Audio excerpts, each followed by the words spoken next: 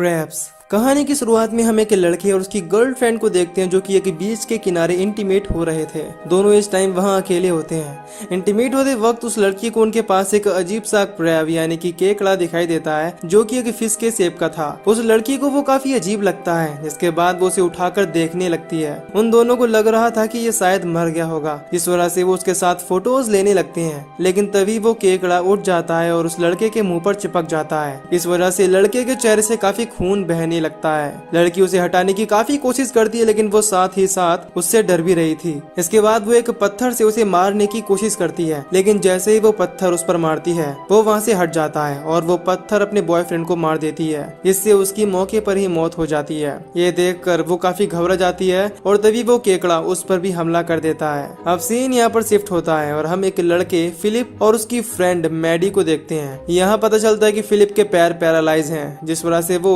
एक wheel chair का use करता है। मैडी उसे उसके गैरेज की तरफ ले जा रही थी क्योंकि फिलिप वहाँ रोज कुछ नया बनाने की कोशिश करता रहता है। आगे हमें पता चलता है कि फिलिप का भाई हंटर, जो कि एक पुलिस ऑफिसर है, वो इस जगह को बेचना चाहता है, लेकिन फिलिप इस बात के लिए राजी नहीं था और वो सेल लगे हुए बैनर भी मैडी से हटवा देता है। इसके बाद हम देखते हैं कि उसने अपने एक्सपेरिमेंट के लिए एक चीज मंगाई थी जो कि उसे मिल गई है। फिलिप अपना एक नया रोबोट बनाने की कोशिश में था। उसका सपना था कि वो आर्मी के लिए रोबोट्स बनाए। खैर वो दोनों गैरेज में आकर उस चीज को चेक करने लगते हैं। आगे हम देखते हैं कि वो चीज एक मिनी लेजर लाइट बैटरी है। इस चीज का ट्रायल करते वक्त एक पुलिस ऑफिसर फ्लैनिगन उससे बच जाता है। वो भी इस एक्सपेरिमेंट को देखकर हैरान होता है, लेकिन वो उनसे इस बारे में कुछ नहीं कहता। वो तीनों बात कर ही रहे होते हैं कि तभी यहाँ हंटर भी आ जाता है। वो बैनर को नीचे पड़ा देखकर फिलिप से मना करता है कि वो फिर से बैनर न हटाए। तभी उन्हें कंट्रोल रूम से फोन आता है, जिसमें उन्हें पता चलता है कि बीच के किनारे एक व्हेल मछली मरी पड़ी है। इसके बाद फ्लैनिगन और हंटर उसे देखने चले जाते हैं और मैडी भी अपने घर की तरफ निकल जाती है। आगे हम देखते हैं कि व्हेल की हालत काफी खराब है।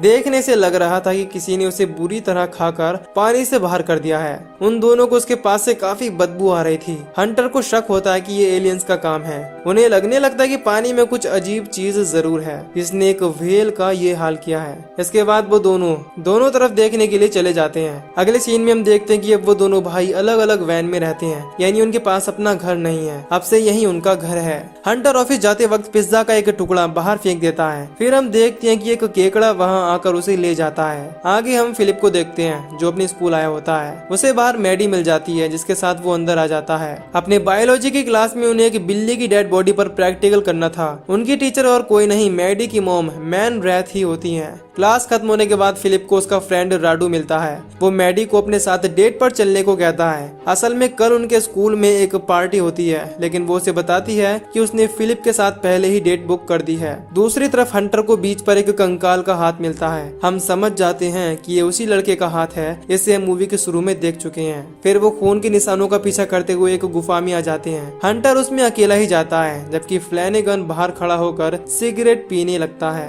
हंटर को उसकी दूसरी साइड इंसानों के खाए हुए पैर मिलते हैं, जिन्हें देखकर वो घबरा जाता है। तभी उसे वहाँ वही लड़की मिलती है जिसे हमने शुरू में देखा था। उसकी एक आंख को केकड़े ने खा लिया था। वो हंटर से बताती है कि ये सब केकड़ों ने किया है। हंटर उस लड़की को देखकर डर जाता है और फ्लैनिगन को बुलाने लगता है। अब रात में रूडो एक जगह पर अपने कुछ फ्रेंड्स के साथ बैठकर ड्रिंक करने लगता है। तभी यहाँ कुछ केकड़े आ जाते हैं और उसके दोस्तों पर हमला कर देते हैं। किसी तरह रूडो वहाँ से बचकर बाहर आ जाता है। अब रात में जब फिलिप गैरेज में अपना काम कर रहा होता है, तभी हंटर उसके पास आता है और उसके काम को देखने लगता है। फिलिप उसे उसी लेजर वाली बैटरी के बारे में बताने लगता है कि यह काफी पावरफुल चीज है। इसके बाद फिलिप अपने लिए उसी बैटरी की मदद से एक गैजेट तैयार कर लेता है जिससे वो चल पाए। वो जैसे ही बैटरी को उसमें फिट करता है वो चलने लगता है, लेकिन कुछ देर में उसका बनाया हुआ गैजेट ठीक से काम नहीं करता और वो अपने आप बंद हो जाता है। फिलिप अपने एक्सपेरिमेंट से नाराज होकर वहाँ से बाहर आ जाता है। तभी यहाँ मैडी अपनी मॉम मैन रैथ के साथ उससे मिलने आती है, लेकिन वो नहीं रुकता और आगे जाने लगता है। फिर मैडी उसे देखने के लिए उसके पीछे चली जाती है। इधर उसकी मॉम और हंटर वैन में आ जाती हैं, जहाँ वो उसके स्कूल टाइम की फोटोज देखने लगती हैं। फिर हमें पता चलता है कि हंटर को अपने स्कूल टाइम में मैन रैथ पर क्रश था। खैर इसके बाद वो दोनों बाहर आकर वॉक पर चले जाते हैं। फिलिप शहर में आ जाता है जहाँ मैडी उसे समझाती है और शांत कराती है। दूसरी तरफ राडू एक बार में आकर उस केकड़े के बारे में बताने लगता है, लेकिन कोई उसकी बात पर यकीन नहीं करता।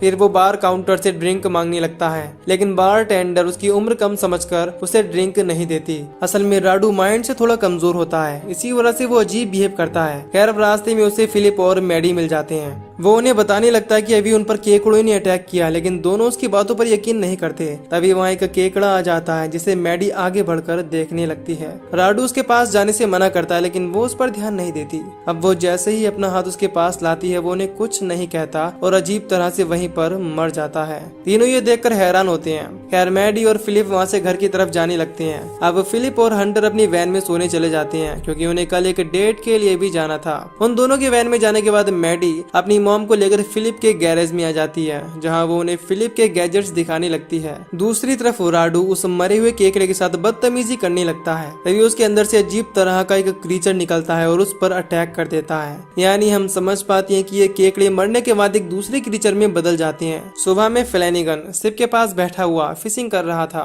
तभी उसे कुछ केकड़ों की आवाजें आने लगती हैं। इधर वैन में फिलिप डेट पर जाने के लिए रेडी होने लगता है। उसके साथ साथ पार्टी में हंटर भी जाता है। दोनों वहाँ पहुँच जाते हैं और फिलिप यहाँ अपनी उसी चलने वाले गैजेट को लगाकर आया था। पार्टी में मैडी उसे चलता देख काफी खुश होती है। फिर हमें पता चलता है कि मैडी की मॉम ने ही इस गैजेट को रिपेयर करके चलने लायक बना दिया था। इसके बाद दोनों डांस करने लगते हैं। हंटर भी यहाँ मैन रैथ को ढूंढने लगता है, लेकिन तभी उसे वहाँ एक केकड़ा दिख जाता है। इसे देखकर वो काफी घबरा जाता है। इसी बीच यहाँ मैन रैथ भी आ जाती है। अब वो दोनों भी सबके साथ मिलकर डांस करने लगते हैं। कुछ देर बाद म्यूजिक वाले आदमी के पास एक केकड़ा आ जाता है और उस पर अटैक करके उसे खाने लगता है। सब ये देखकर काफी डर जाते हैं। मैन रैथ उस आदमी को देखने के लिए आगे बढ़ती है। इसके बाद वो केकड़ा उस पर भी हमला कर देता है। फिर हंटर किसी तरह उसे मैन रैथ से दूर फेंक देता है और सबको यहाँ से बाहर जाने को कहता है, लेकिन तभी वहाँ काफी सारे केकड़े आ जाते हैं और उन सभी पर हमला करने लगते हैं। वो सब लोग किसी तरह वहाँ के सारे केकड़ों को मार देते हैं। तभी उनमें से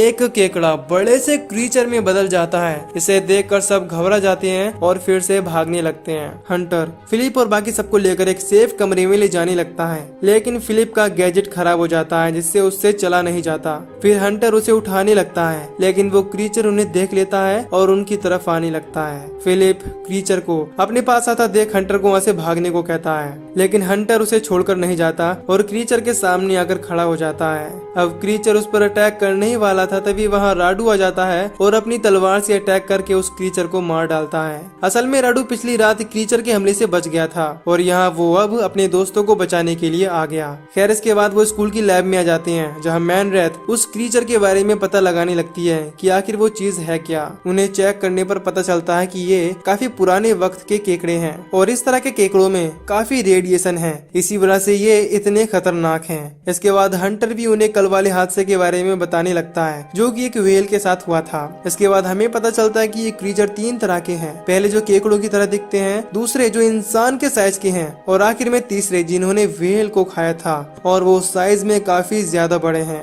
इसके बाद हम देखते हैं कि पूरे शहर में इन क्रीचर्स ने आतंक मचा रखा है। इससे काफी लोग मारे जा रहे हैं और वो लोगों को बुरी तरह मारकर खा रहे हैं। अब हंटर उन सबको गैरेज के पास छोड़ देता है और खुद फ्लैनिगन को ढूंढने चला जाता है। फिलिप उसे जाने से मना करता है, लेकिन वो कहता है कि वो एक पुलिस ऑफिसर है, मुझे हार नहीं माननी चाहिए, ये मेरा फर्ज है। इधर फिलिप को यकीन होता है कि वो क्रीचर्स को मारने के लिए जरूर कुछ बना लेगा। फिर वो अपने काम में लग जाता है। वहीं दूसरी तरफ हंटर फ्लैनिगन के घर उसे देखने जाता है, लेकिन उस पर भी केकड़ों ने अटैक कर दिया था, जिस वजह से अब वो मर गया।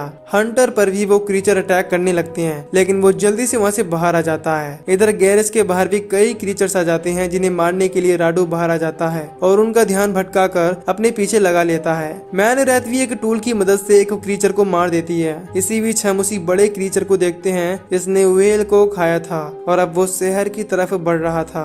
सुबह होने तक फिलिप एक काफी बड़ा रोबोट बना देता है जिससे वो बड़े वाले क्रीचर को मार पाए। फिलिप खुद ही अपनी उस रोबोट के अंदर बैठकर उसे चला रहा था। खैर अब वो उसी क्रीचर के पास जाकर उससे फाइट करने लगता है। वो क्रीचर भी काफी पावरफुल था, इस वजह से वो जल्दी नहीं मरता। वो उस रोबोट का एक हाथ तोड़ देता है, जिसके बाद फिलिप अपने रोबोट की तलवार लेकर उस पर अटैक करने लगता है और उसका भी एक हाथ तोड़ देता है। अब क्रीचर काफी गुस्से में आ जाता है और रोबोट को नीचे गिरा देता है, लेकिन तभी वहाँ हंटर अपनी कार लेकर आ जाता है और कार को चलता हुआ छोड़कर पहाड़ी से क्रीचर के ऊपर हिट कर देता है। इससे वो क्रीचर से हिट होकर ब्लास्ट हो जाती है। इससे फिलिप को टाइम मिल जाता है और वो उसी बैटरी की मदद से लेजर एक्टिवेट करके उस क्रीचर को एक ही बार में मार देता है। सब ये देखकर काफी खुश होते हैं कि फिलिप के रोबोट ने क्रीचर को मार दिया। मैडी भी यहाँ उसे किस करती है क्योंकि ये दोनों एक दूसरे को बहुत पसंद करते थे।